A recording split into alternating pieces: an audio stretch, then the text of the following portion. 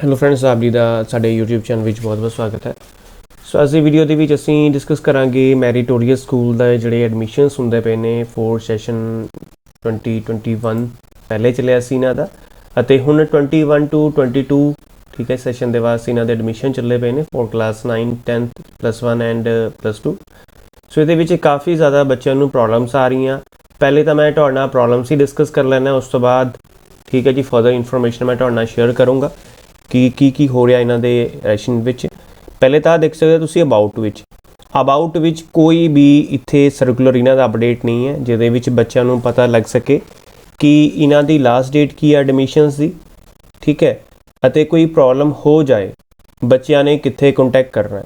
ਇੱਥੇ ਵੀ ਦੇਖੋ ਕੋਈ ਵੀ ਨਾ ਹੀ ਕੰਟੈਂਟ ਹੈ ਨਾ ਹੀ ਕੋਈ ਇਨਫੋਰਮੇਸ਼ਨ ਸ਼ੋ ਕਰਦੀ ਪਈ ਹੈ। ਮੈਂ ਤੁਹਾਨੂੰ ਪੇਜ ਰੀਫਰੈਸ਼ ਕਰਕੇ ਵੀ ਸ਼ੋ ਕਰ ਦਿੰਦਾ ਹੈ ਸੋ ਡੈਟ ਤੁਹਾਨੂੰ ਕਲੈਰੀਫਾਈ ਹੋ ਜੇ ਕਿ ਇੱਥੇ ਕੋਈ ਵੀ ਇਨਫੋਰਮੇਸ਼ਨ ਇਹਨਾਂ ਨੇ ਅਪਡੇਟ ਨਹੀਂ ਕੀਤੀ ਜਿਹੜੀ ਇੱਥੇ ਯੂਜ਼ਫੁਲ ਹੋਏ ਬੱਚਿਆਂ ਵਾਸਤੇ।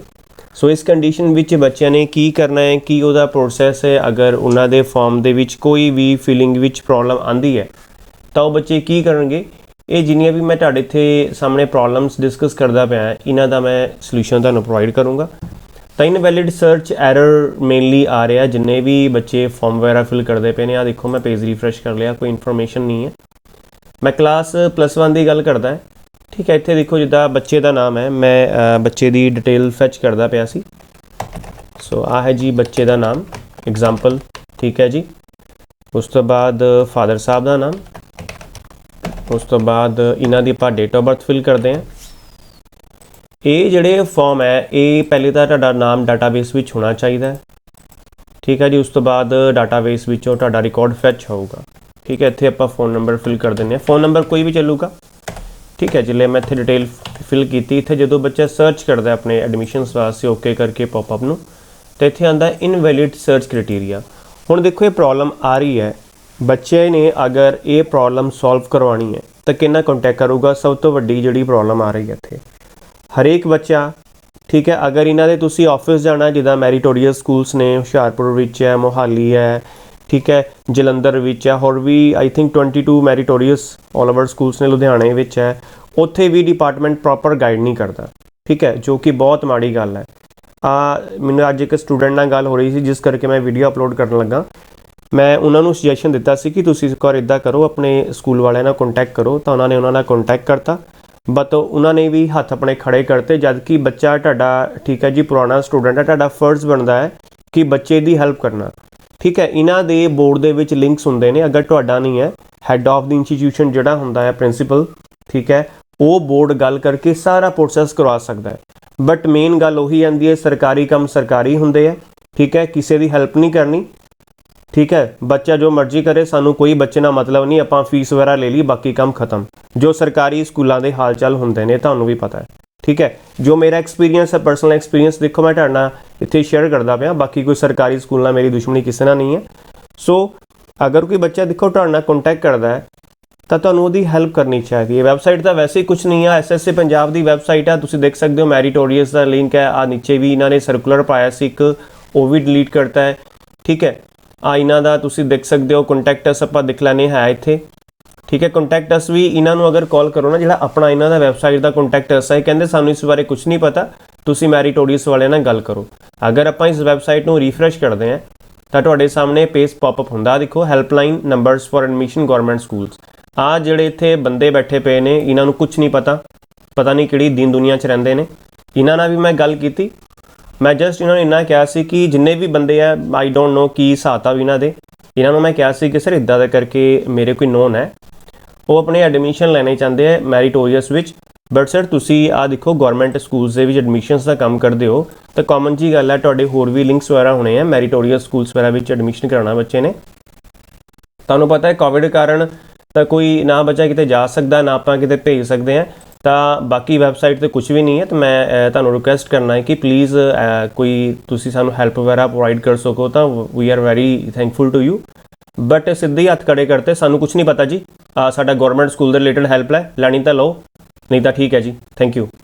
ਆਹ ਦੇਖੋ ਜੀ ਸਰਕਾਰੀ ਬੰਦਿਆਂ ਦੇ ਹਾਲ ਆ। ਮੈਂ ਇਹਨਾਂ ਚਾਰਾਂ ਨਾਲ ਗੱਲ ਕੀਤੀ ਹੈ, ਇੱਕ ਪਰਸਨ ਨਾਲ ਮੇਰੀ ਗੱਲ ਨਹੀਂ ਹੋਈ ਸੀ। ਦੇਖੋ ਜਿਹੜੀ ਵੀ ਮੈਂ ਚੀਜ਼ 'ਤੇ ਅਪਲੋਡ ਕਰਨਾ ਹੈ ਉਹ ਮੈਂ ਪ੍ਰੂਫ ਦੇ ਨਾਲ ਸ਼ੋਅ ਕਰਦਾ, ਰਿਕਾਰਡਿੰਗ ਨਹੀਂ ਮੈਂ ਸ਼ੋਅ ਕਰਨੀ, ਜ਼ਿਆਦਾ ਹੀ ਕੁਝ ਹੋ ਜਾਂਦਾ ਹੈ, ਠੀਕ ਹੈ। बट ये बड़ी ही माड़ी गल है बोर्ड वालियां वास्ते कि इन्ने तुसी हाई लैवल ते गल करदे पे हो। एक मैनू स्टूडेंट का कॉल आया, ठीक है, बच्चा मैरिटोरियस स्कूल दे विच उन्हें भी एडमिशन लेना सी, ठीक है, काफ़ी इंटैलीजेंट स्टूडेंट सीगा। वो बच्चे नूं इन्नी टेंशन, बच्चा कह रहा सी कि sir I want to take admission in meritorious school for session 21 to 22। तो मेरा एक्चुअली टाइम बहुत वेस्ट होंदा पिया कि मैनू सजैशन दिओ कि इन्हां दे एडमिशन वगैरह कदों चालू होने आ, नहीं तो मेरे सिलेबस का बहुत लॉस हो जाना है, ठीक है। मैं ब्रिलियंट स्टूडेंट, मैं एडमिशन लेना चाहता बिकॉज मैं स्कूल नूं पसंद करदा, मेरी हॉबी है कि मैं स्कूल दे विच पढ़ां ते ठीक है जो भी मेरे नॉलेज है उन्होंने होर मैं एक्सटेंड करा। बट बोर्ड के हाल देख लो, ना ही कुछ वैबसाइट ते है अते ना ही कुछ उदां दे। अगर कोई मेरा नोन या सबसक्राइबर वगैरह वीडियो देखता होए जिहड़ा डिपार्टमेंट विच काम करता होए या कोई ना कोई उन्हां दा कुलीग होए, प्लीज़ उन्हां दे नाल इन्फॉर्मेशन शेयर करो कि वैबसाइट ते भी कुछ अपडेट पाण, ठीक है। एडमिशन शो करना 200 रुपया तुसीं लै रहे हो, काहदा लै रहे हो? बच्चों तुसीं प्रॉपर गाइड तां करो।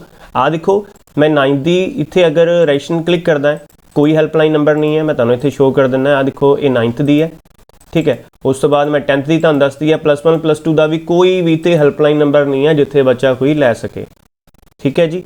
आ देखो ये तो PSCB नॉन PSCB है, इन्हां दे ठीक है जी प्रॉपर हो जाता, इन्हां दा मैं देखिया हो जाता, लेकिन 10th वाले बच्चों को बहुत प्रॉब्लम हो रही है, ठीक है जी। मैं इस करके रिक्वेस्ट करदा अगर कोई नोन हैगा प्लीज़ बच्चों की हैल्प करो, ठीक है। बच्चे काफ़ी मेहनत करते पे ने, अगर स्कूल विच तां एडमिशनस वैसे ही नहीं आ रही, अगर कोई बच्चा एडमिशन कराना चाहता है प्लीज़ उन्होंने थोड़ा गाइड करो सो डैट, ठीक है जी। आ देखो इत्थे भी सेम एरर आंदा पिया। सो ये एरर का सल्यूशन की है? उस तो बाद दूसरा सल्यूशन दसदा मैं। ई पंजाब दी जिहड़े भी तुहाडे स्कूल्स वगैरह विच हैगे आ, ठीक है, किसी ऐसे टीचर नाल गल करो, उन्होंने कहो कि सर आपां देखना कि साडा ई पंजाब दे उपर नाम चढ़िया है, बिकॉज जिहड़े तां PSCB स्कूल्स ने उन्हां दा डाटा अदर स्कूल का भी डाटा जिहड़े हुंदे मतलब नॉन PSCB उन्हां दा डाटा हर एक स्कूल का, बेशक स्कूल दे विच 5 स्टूडेंट है, बेशक स्कूल दे विच 50,000 स्टूडेंट है, हर एक स्कूल का जिहड़ा रिकॉर्ड है, बच्चे का रिकॉर्ड है, ई पंजाब की वैबसाइट पर अपडेट होंदा है। अगर उहदे विच बच्चे का नाम नहीं है तां भी ये वाली जिहड़ी इत्थे डिटेल है तुहाडी फैच नहीं हुंदी बैकएंड तो। सो एक बार तुसीं उन्हां नाल गल करके देख लिओ।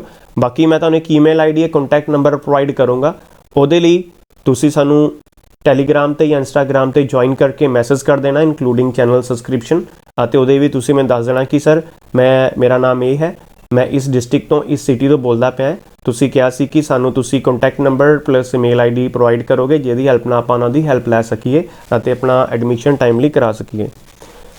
ਸੋ ਇਹ ਸੀ ਪੂਰਾ ਪ੍ਰੋਸੈਸ। बाकी करके देखो, अगर नहीं होंदा तो लास्ट ऑप्शन तुहानूं पता है अदर स्कूल्स विच एडमिशन तो लैना ही पैना है, बिकॉज तुहानूं पता है स्टडी का कितना तुसीं लॉस करना है। इस टाइम सब तो ज़्यादा इफेक्ट पै रहा है जिहड़े बच्चे बहुत पढ़ने वाले ने, ठीक है, जिन्होंने नहीं पढ़ना उन्होंने वैसे भी नहीं पढ़ना तो स्कूल्स विच भी नहीं पढ़ना, ठीक है। इस करके प्लीज़ थोड़ा ध्यान दिओ बोर्ड वालिओ, कोई ना कोई हैल्पलाइन नंबर या ठीक है हैल्प डेस्क स्टार्ट कराया करो, जिन्ने जिहड़े बच्चे हैगे है वो अपने जिहड़े फॉर्म वगैरह घर बैठ के प्रॉपरली फिल कर सकन। Because Covid period they which specially जिहड़े बच्चे मेन इस करके ही गवर्नमेंट ने स्कूल्स वगैरह बंद किए हुए हैं, तो तुसीं उन्हां दा ना ही कोई हैल्पलाइन नंबर ना ही कोई अदर इन्फॉर्मेशन शो की है। वैबसाइट मैं सारियां सामने शो करती है, ठीक है, वैबसाइट पर कुछ भी नहीं है, तुहाडे सामने वैबसाइट है, तुसीं खुद भी लॉग इन करके देख सकते हो प्रोसैस। सो इस इन्फॉर्मेशन बाकी मैं पूरी डिटेल तुहाडे सामने शो करती है। बाकी इस दे रिगार्डिंग जरूर अपना एक कमेंट दे करके व्यू दिओ कि तुहाडा की कहना कि जो मैं गल्लां कीआं वाकई सही है या ठीक है।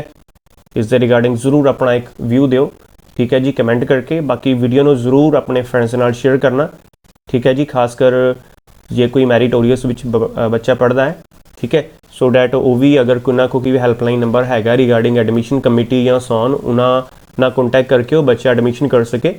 सो फ्रेंड्स ये सी पूरा प्रोसैस जो मैं तुहानूं एक्सप्लेन किया, ठीक है जी। इस दे रिगार्डिंग कोई भी क्यूरी या कमेंट होंदा है तुसीं कमेंट सैक्शन में कमेंट करके सानूं पूछ सकते हो।